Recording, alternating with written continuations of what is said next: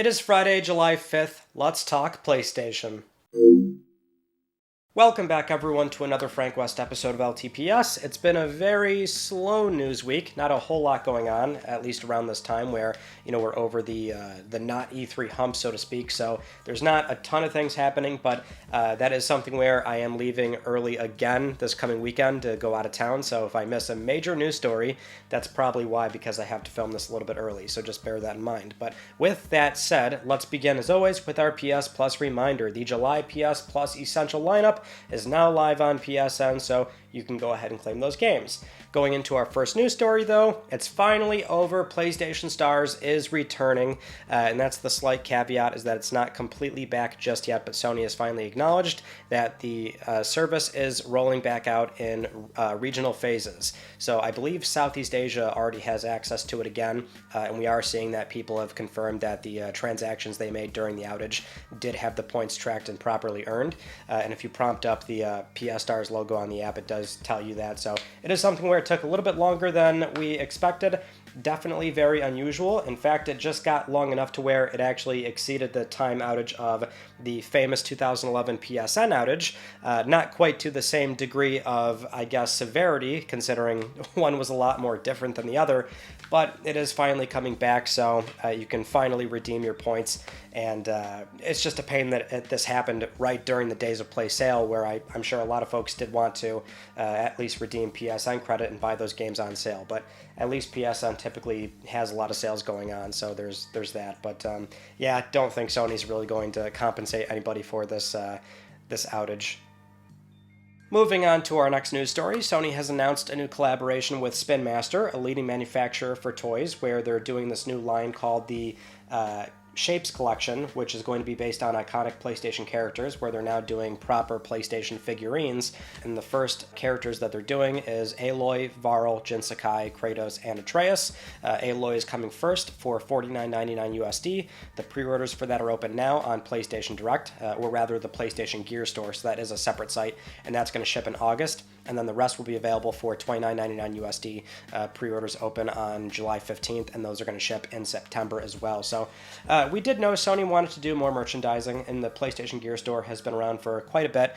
Something where you can always buy apparel or posters or cool little knickknacks and home decor and things like that. It's not usually a big lineup. Like, there's not a ton of things on there, at least I find, but figurines, I feel like they should have always done this a long time ago, and they did have that one collaboration. This was like mid-PS4 cycle, though. They were called Totakus, and they were kind of like PlayStation Amiibo to a degree, but they did that for a little bit. I believe that program's already well past being done, and they don't make any new ones of those anymore. These are a little bit more, pricey, right? That's like double the MSRP of the Totakus, and they articulate and things like that, so they are cool. I will say, for me, this is not really something I would want to buy, if only because I am very picky with figurines. One, already got too many of them. I think a lot of us have just enough crap around our house, so at least for me, I try to be very picky with this. And figurines, I have always preferred solid, stiff figurines. I don't want them to articulate. It bothers the living hell out of me when you can see how they articulate, right, with the obvious creases on all their shoulders and elbows and things like that. I don't like that. I like when they're just a stiff, solid position, and it's more of a statue, I guess. That's what I always prefer. So these are not for me, but I think it's a great option for any PlayStation fan that wants to pick up some of their favorite PlayStation characters. They probably should have done this a long time ago. Next up, let's talk about Astro Bot, because the game recently got rated by the ESRB, and Astro Bot got a 10 plus E for everyone rating, which that's not the news here, that Astro got a 10. I think we all were sort of safely expecting Astro was going to be for everyone, but the actual news is simply that it did get a rating, and that typically implies that the game is going to come out on time. So, nowadays we always get a little bit uneasy coming up with release dates or release windows. We never know for certain when a game is going to come out on time, and sometimes we do occasionally see the delay even when we get a confirmed release date. But in this case, with an ESRB rating, we can safely expect Astro is going to ship on time, which is definitely good news. And we're still seeing a very heavy conversation surrounding this title as it being a possible Game of the Year contender, which I always refrain from saying that until I've played the game personally, no matter how much I might be excited for a particular title. But I do hope that ends up being true. I very much want this game to succeed, sell a lot of copies, and also be a part of that Game of the Year discussion where I would say if there were ever a time where Astro had a good shot of actually doing that, it was probably going to be this year where it's not quite an open runway for that award, but it does seem like it's got a very good shot if the game does land in a very big way with its critical reception. Moving on to Helldivers 2, where it was only a matter of time until this game was finally victim to the expected headlines of, X, Y, and Z live service game loses 90% of its player base in X, Y, and Z amount of time, and it's finally happened to Helldivers 2, where if you remember, like 2-3 weeks after this game came out, I had said on LTPS this game was going to get those headlines at some point, although I thought it would happen much sooner, so I guess it's actually good news that it took this long, but we do finally have those headlines from this past week. So Forbes put out this article where they say, after initial success, Helldivers 2 has lost 90% of its players with no signs of recovery, which is so dramatic. Then we had Eurogamer saying Helldivers 2 loses 90% of its PC player base in just 5 months. Oh heavens, in just 5 months, I can't believe it.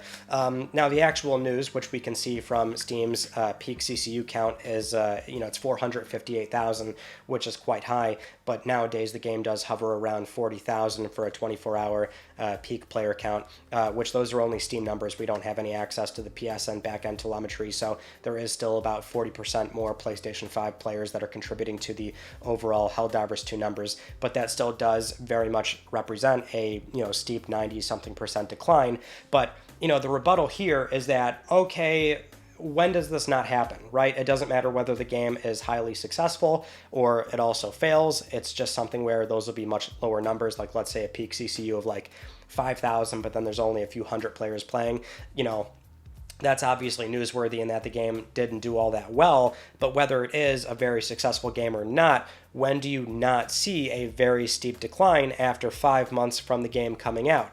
Now, I'll admit, this is something where I haven't seen every single sort of timeline here for every major or unsuccessful live service game, but I would venture a guess and say it's a very, very common occurrence. So I have seen a lot of pushback on these two particular articles, and I think we are finally seeing some demand here from the larger gaming audience of just wanting games media to do a bit better in terms of not going for these very obvious and clear low-hanging fruit news stories, because that's what this is. It seems borderline silly to phrase it as no signs of recovery in just 5 months. I think any big AAA publisher would be thrilled to have a CCU count 24 hours of tens of thousands of players, basically, right? So it just seems borderline silly. And again, I'll make this case for any live service game. It's not simply for this PS Studios Helldivers 2 game. It just seems really silly at this point. So with that in mind, I guess what we could say is down the line, how is Arrowhead going to sustain this existing audience? It would be, I think, a bit more eye-opening if we can have this conversation a year from now and they've got another 90% drop from 40,000, right? This is the expected leveling out of Helldivers 2. This was expected, but where will it be a year from now? Will they be able to sustain that player count and re-engage those customers and oftentimes have events or new war bonds or some kind of new content drop that does see the CCU go back up to, let's say, 150,000? That's where we can have, I think, a more valid conversation in terms of where this game is going to end up for its long-term support, which a live service game does need. But in the here and now, we were very much expecting these kind of headlines. They're finally here after 5 months, which I would argue is actually a pretty strong indicator of the game maybe having some legs. Moving on to our next news story, we've got something very alarming here, and that's that Sony is returning to Tokyo Game Show, TGS 2024, which runs from September 26th to the 29th, I believe. And that's a very big deal because this kind of goes back to something we talk about very often, especially during the PlayStation 5 cycle, which is Sony no longer does most media events, most giant press events, that being your it used to be E3, but Gamescom, TGS, Paris Games Week, and they have not been to TGS in like 5 years. The last time they went was 2019 as an exhibitor. Now, that doesn't mean they're actually going to hold a press conference, because they did used to hold TGS press conferences, but it does mean they're going to be an exhibitor, and they have something to show and talk about on the show floor, and have some hands-on presentations and things like that for people that are actually going to be at the event. So that is a very big deal. They have not done this in quite a while, and the timing of the event is what's also very noteworthy, because this is September, like late September, so that also implies that we are probably going to see Sony talk about something around the September timeframe, which at the very minimum, the one expectation we do have is a more formal announcement and reveal of PlayStation 5 Pro. Still not entirely sure if that is going to come with proper new game announcements. That's still like the one aspect where when we look at PS4 Pro, that did not come with brand new game announcements. That was simply debuting software we already have, but showing the PS4 Pro setting for those games. So that's why like the bare minimum is a PS5 Pro announcement we expect around early or mid-September. But either way, it still does indicate that the company probably has something to say and talk about and debut outside of the 2 or 3 holiday games that we are also expecting as well, because we still know that we have upcoming titles like Silent Hill 2, Until Dawn, Astro Bot, Lego Horizon. So, I mean, there's a very real possibility it's simply them bringing those games, but one would argue, why were they not doing this for the past 3-4 years now at this point? So, either way, there's that. They're also coming back to China Joy as well, which that's noteworthy given that they have the China Hero project. So there's a ton of games we could see there, most notably Lost Soul Aside. I think that's pretty much a guarantee that we'll see that game come back and get more of a confirmed release date. Same with games like Convaleria. Maybe we'll see more of the Godslayer, and China Joy runs from July 26th to the 29th as well. So that one's coming up very soon, but still very encouraging to see that Sony is returning to TGS. I am absolutely curious as to what we're going to see play out during that show. Now, moving on to one of our bigger news stories and conversation topics from this past week, which is the revelation and also, I guess, more conclusive answer as to why PlayStation 5 third-party games are performing just as good, if not better, than the Xbox Series X versions, despite Series X on paper, 4 years on, we all know, is a more powerful platform. It has a GPU compute of 12 teraflops versus PS5's 10.23, which that on its own is also a variable frequency. It's a reverse boost clock where it operates on the top end, but it is tied to a set power budget on the console, so it can oftentimes dip during taxing situations. The Series X also has a faster memory bandwidth as well compared to PS5, and so this was a question given out to the Digital Foundry crew on their DF Direct Weekly, which Digital Foundry is often seen as an authority figure on this topic, where this is primarily what they do, is examine third-party games and benchmark all these different scenarios across all these games, different genres, different experiences, all these sorts of games, and benchmarking the performance, resolution, dynamic res. We all know what Digital Foundry typically does, and so it's something where people tend to look at what they have to say on these kinds of topics. And so somebody asked this on their show, and they say that now that it's been a few years and they've talked with multiple developers across, again, different studios, across different games, genres, experiences, they've now got what they consider a more conclusive answer as to why, and the number one reason is Sony's SDK. So the GPU compiler is just more efficient, and that allows studios to better utilize the hardware, and it's also a lower level API access compared to Xbox GDK, which is a higher level API. The other primary reason is the GPU speed itself. This is what Sony explicitly mentioned during the Road to PS5 talk back in March 2020, where PS5 has 36 CUs compared to Series X's 52. They still run the GPU faster, so things like rasterization is faster. And it's also pretty enlightening to rewatch that talk because Sony did open up that entire portion of the conversation where he said it was not a good metric to rely on teraflops or CU counts. And that's not to say that Series X doesn't have its own advantages either. Games that can lean into Microsoft's box will definitely see some favorable returns, which Digital Foundry also mentions the standardization of DirectX 12 and the DXR ray tracing API. So there's a more clear path on developing games between console and PC when it comes to Series X and PC. The console does still have inherent advantages, but this is why a lot of PS5 games are oftentimes punching what appears to be above their weight and holding more reliable frame rates or even sometimes dynamic res as well. And I guess that's our answer as to why, which either way, it's like on paper you can see why Sony has done very well with PlayStation 5. I mean, this was, heavy speculation early on back in 2020, around 2021.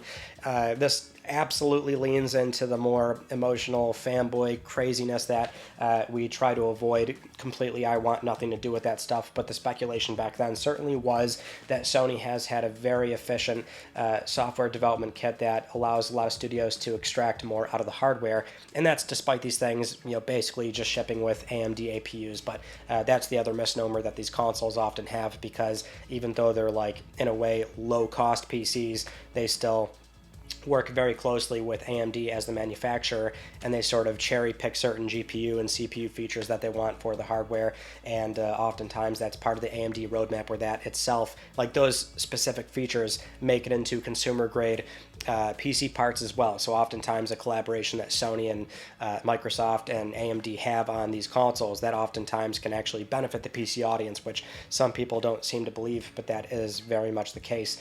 So in a way, they're still very bespoke boxes that can lean into certain features, and that oftentimes can pay dividends for the kind of games that we do end up getting during this platform cycle. So I think it speaks volumes about Mark Cerny and his involvement with this console and what he's done so far for the PlayStation business, especially considering this console is in a way punching above its weight across a lot of games. I mean, we have seen time and time again, with Digital Foundry being the prime example, a lot of differences are simply so minute that they really don't end up mattering all that much.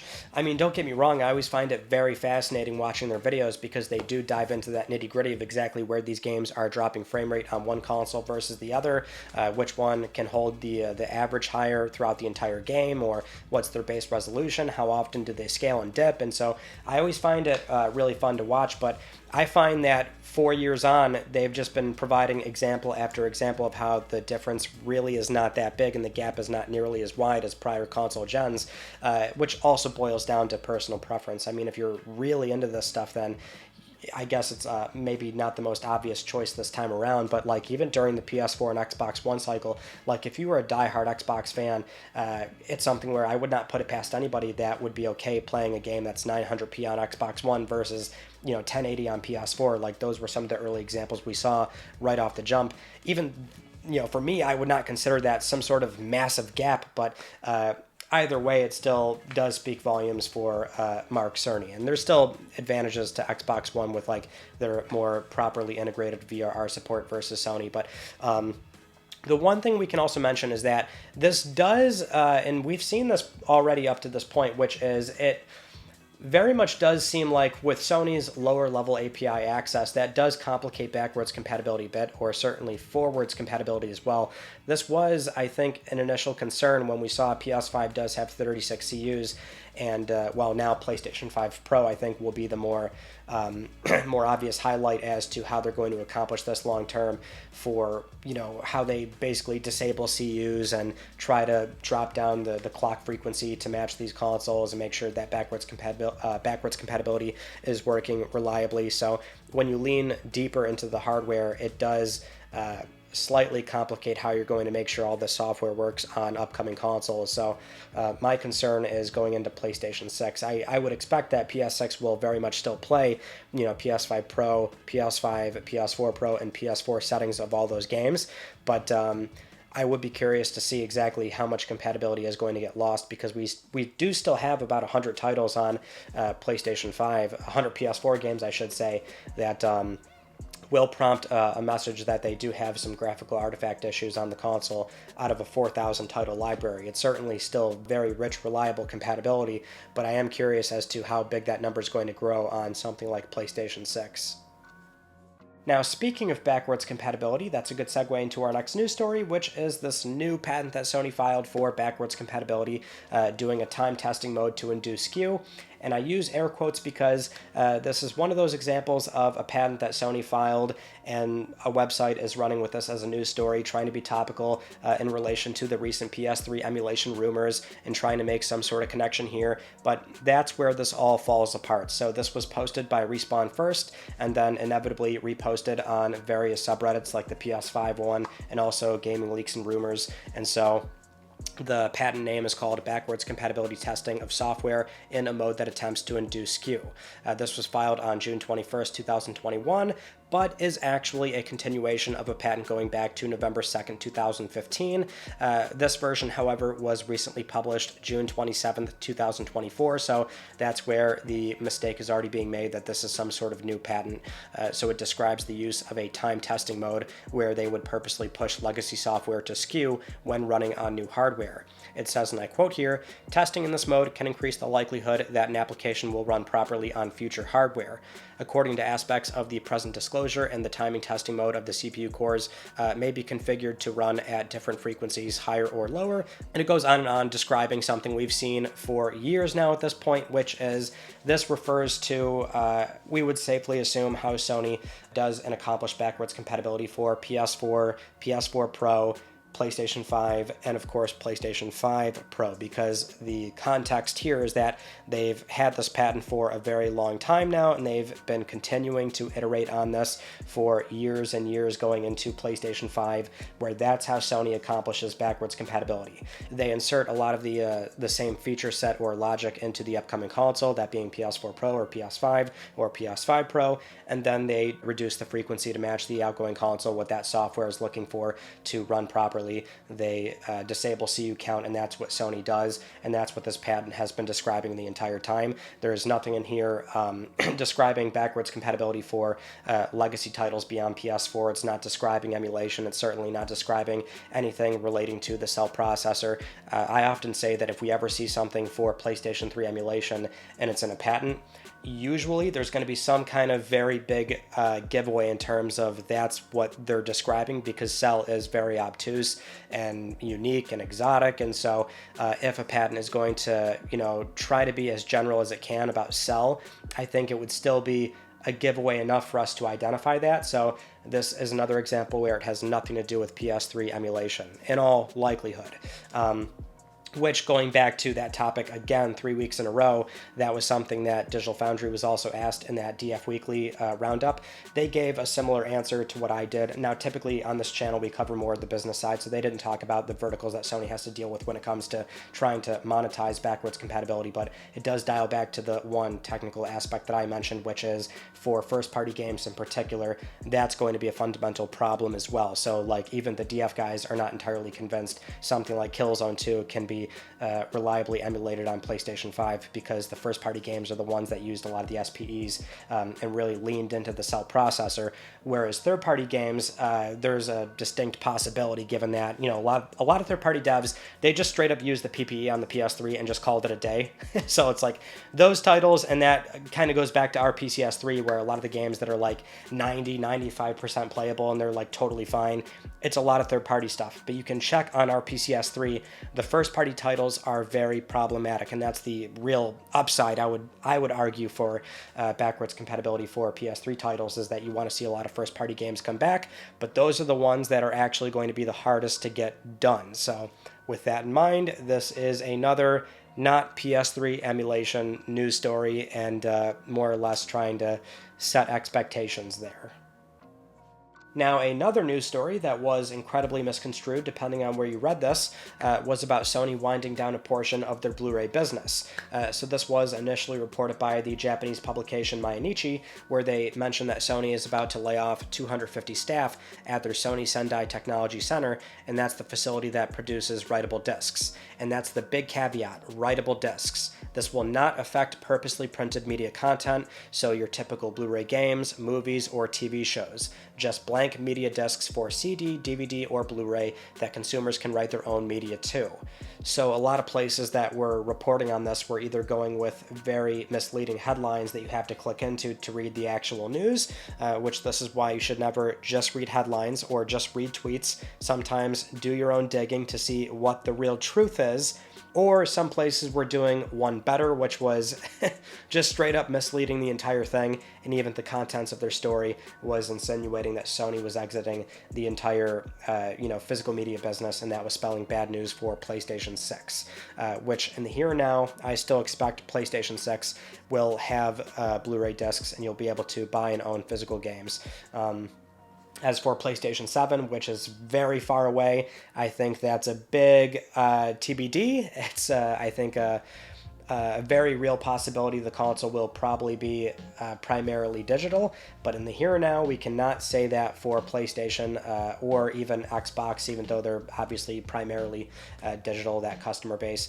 But, we've got another cycle of physical media between Sony and Nintendo more so. If anything, Nintendo's got at least 2 more platform cycles where they're going to be primarily physical. But this is why you should always be very careful about just headlines and reading tweets and making sure that you read the entire body or dial back to the exact source of where that news came from to figure out what's going on. Now, it's still not good news to see Sony exiting that portion of the business, but I'm not sure if that's completely illustrative of where the entire segment is, even though it obviously is on the decline nowadays. But there is a certain leveling off point and even a portion where it goes back up, as we've seen with vinyl. I expect that will probably still happen, and physical media will be very relevant for a long time, even though it will be a smaller portion of the overall way that we digest media nowadays. Moving on to some PlayStation Productions news, where right now we're hearing that the Horizon Netflix series is probably not going to be moving forward, or at least not right now, based on this recent expose by Cheyenne Roundtree, writing for the Rolling Stones, where we're hearing that 12 staffers have complained to HR about the showrunner, Steve Blackman, who is attached to the Horizon project, and so anonymous sources are accusing Blackman of being toxic, having a bullying nature, and also being manipulative, and so it's being claimed that both the Horizon Netflix series and the original series Orbital are no longer moving forward, which of course is not a great circumstance for anybody involved with these projects to be in if Blackman is very much in that position of, being toxic to work with and be around, and so he's already responded saying that the claims are unfounded and completely untrue, completely absurd, so that's kind of where that whole scenario falls, but at least for the Horizon project, that sounds like it's not going forward, at least with Steve Blackman. And that's probably the caveat I would add, because I can't see any circumstance where Sony is not going to want to pursue this and they would let it stop right here, which, given this is TV, Hollywood, I mean, this is a business that is a lot different, so I don't know exactly where the best path forward is for Sony or how they would go about doing this, but ideally it's still their IP, so whether they progress with Netflix and get a new showrunner, reboot the entire thing, shop it around to different networks and different services. I can't picture a situation where they're not going to make sure that Horizon gets adapted in some way, shape, or form. In particular, Horizon, given that we have so much Horizon projects in the works on the game side of things, and it's still a very strong property overall, which I'll still argue, Horizon, I would prefer that to be a movie. Just give it a very lengthy, 2-hour runtime and throw a massive Hollywood budget at it and make it just look like the actual, huge epic that the games are known for. So that's still where I fall on the entire series, that and God of War as well, which that one's with Amazon. That's also going to be a series too. We did actually see Jeff Grubb of Giant Bomb also put out a tweet saying that he had heard the writing for the show so far was bad, or, those paying for it, which would be Sony and Netflix in this case. I guess that wasn't shaping up to be all that well. No clue how truthful that actually is. But if the project is kind of hung up in that way, I would imagine Sony's going to want to try and shop it around, or try and reboot it in a way that's going to see this thing all the way through. Now, with all that said, it is time for Let's Talk Plus, the weekly Let's Talk PlayStation giveaway, where one of you can win a $10 PSN code. I would like to congratulate this viewer right here. I'll be contacting you very soon via email or X, and if you'd like to win a $10 PSN code, it is so simple. Follow the link down below, enter the Gleam giveaway, and supporting this channel a number of ways can gain you an entry, and I'll announce the winner next week, because I'm trying to help pay for your games. Those are all the news stories from this past week that I wanted to talk about with you all. And our Sunday conversation was the Mark Cerny interview on GamesIndustry.biz, where anytime Mark talks about anything, we have to go over it. So Mark, of course, very fascinating with what he thinks about the current platform cycle. So go check out that conversation. And then this Tuesday, we finally looked at my entire PlayStation 3 collection, a very long 2-hour upload, which took a while to put together. I'm surprised so many people want to see that, but I guess that means we will cover the other platforms at some point. I don't know when, but at least they won't be nearly as long, because they're not nearly as big as everything I have for PS4 and PS3 in particular. But yeah, we'll do that at some point. And then this coming Tuesday, don't think I have a Sunday conversation going up, so I think we're just going to go into Tuesday. But that is pretty much it. So that concludes this week's episode of Let's Talk PlayStation. I'm Ryan Benecki. Thank you all so much for talking with me, and I will see you all next Friday.